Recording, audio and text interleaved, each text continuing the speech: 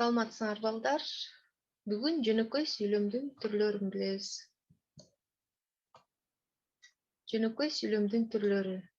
Турмуш чындыгында болуп жаткан окуяларга, кубулуштарга, көрүнүштөргө жана башка нерселерге байланыштуу айтылып жаткан ойдон кабар берүү максатында колдонулган аркылуу түзүлүштөгү тыянактуу сүйлөмдөрдүн тобун түзөт жана ал тил илиминде жөнөкөй сүйлөмдүн түрлөрү деп аталат. Жөнөкөй сүйлөмдүн түрлөрү 6га бөлүнөт. Алар жалаң сүйлөм, жайылма сүйлөм, толук сүйлөм, кемтик сүйлөм, атама сүйлөм жана ээсиз сүйлөм. Жалаң сүйлөм бул баш мүчөлөрдөн гана түзүлөт. Башкача айтканда, жана баяндооштон турган сүйлөмдөр жалаң сүйлөм деп аталат. Мисалы, алар келишти. Алар эмне кылышты? Келишти. Сүйлөмдүн баяндоочу кимдер келишти? Алар сүйлөмдүн ээси. Студенттер окуп жатат. Студенттер эмне кылат? Окуп жатат. Сүйлөмдүн баяндоочу кимдер окуп жатат? Студенттер сүйлөмдүн ээси. Демек, бул жерде жана баяндоочу гана катышты сүйлөмдө. Бул жалаң сүйлөм деп аталат. Жайылма сүйлөм. Баш жана айкындооч мүчөлөрдүн катышуусу аркылуу түзүлгөн сүйлөм жайылма сүйлөм деп аталат. Жайылма сүйлөм 3 түрлүү түзүлөт. Баяндооч жана айкындооч мүчөнүн катышуусу аркылуу. Мисалы, Осмонбек комузун колуна алды. Эмне кылды? Алды. Ким алды? Осмонбек сүйлөмдүн ээси. Осмонбек эмнесин колуна алды? Комузун. Сүйлөмдүн толуктоочу. Осмонбек комузун эмнесине алды? Колуна. Же болбосо кайда алды? Колуна. Бул сүйлөмдүн бышыктоочу. Көмүскөдө калып, айкындооч мүчө менен баяндоочтун катышуусу менен түзүлөт. Бул дагы жайылма сүйлөм болот. Кызуу иштеп жаткан экен. Эмне кылган экен? Иштеп жаткан экен. Сүйлөмдүн баяндоочу. Кандай иштеп жаткан экен? Кызуу. Бул сүйлөмдүн бышыктоочу. Бул жерде көмүскөдө. Ал деген 3-чү жактын жекелик санына тиешелүү. Бир далай жерди жөө басты. Эмне кылды? Басты. Сүйлөмдүн баяндоочу. Бул жерде дагы ээси көмүскөдө. Кандай басты? Жөө. Сүйлөмдүн бышыктоочу. Эмнени басты? Жерди. Сүйлөмдүн толуктоочу. Канча жерди жөө басты? Бир далай. Бул сүйлөмдүн канча жерди? Бул сүйлөмдүн аныктоочу.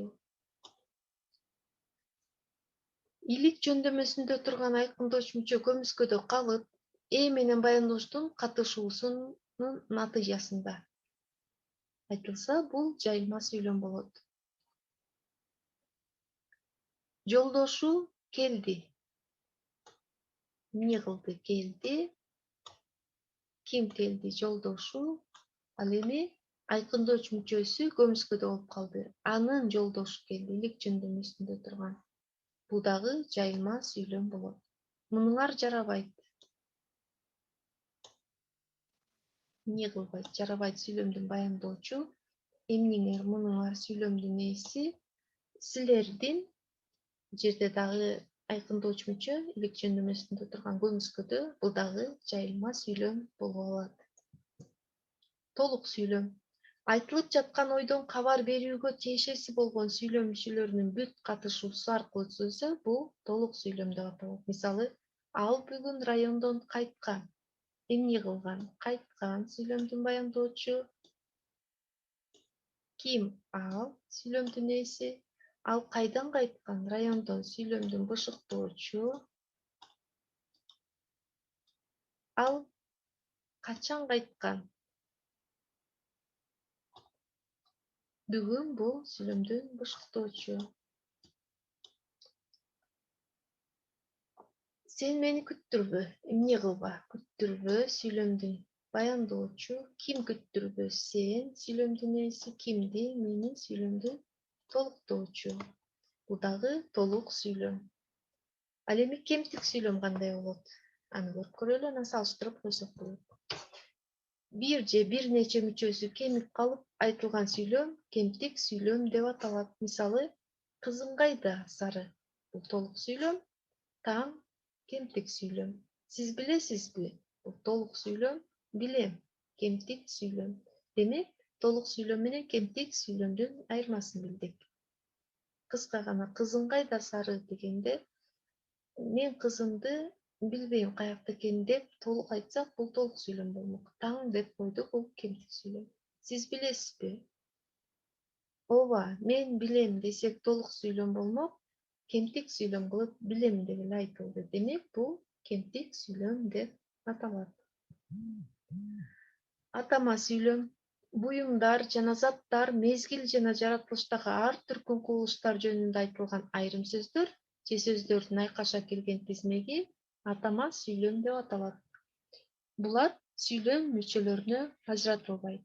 Дайыма баяндоо интонациясы менен айтылып, сүйлөмдүк белгиге, касиетке жетишет да көрүнүш окуя тууралуу кыскача кабар берет. Мисалы, эрте жаз, чак түш, тынчтык, жыргал заман десек, булар атама сүйлөм.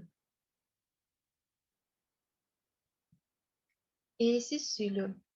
Ээси болбогон жана ээнин болушун сүйлөм ээсиз сүйлөм деп аталат. Мисалы, бизге айланып отуруп, аркы бетинен келүүгө туура келди. Бул сүйлөмдү талдап көрөлү. Бул сүйлөмдө түзүлүшүнө карай бул сүйлөм татаал сүйлөм. Биринчи жөнөкөй сүйлөмүн карайбыз. Бизге айланып отуруп, эмне кылып отуруп сүйлөмдүн баяндоочу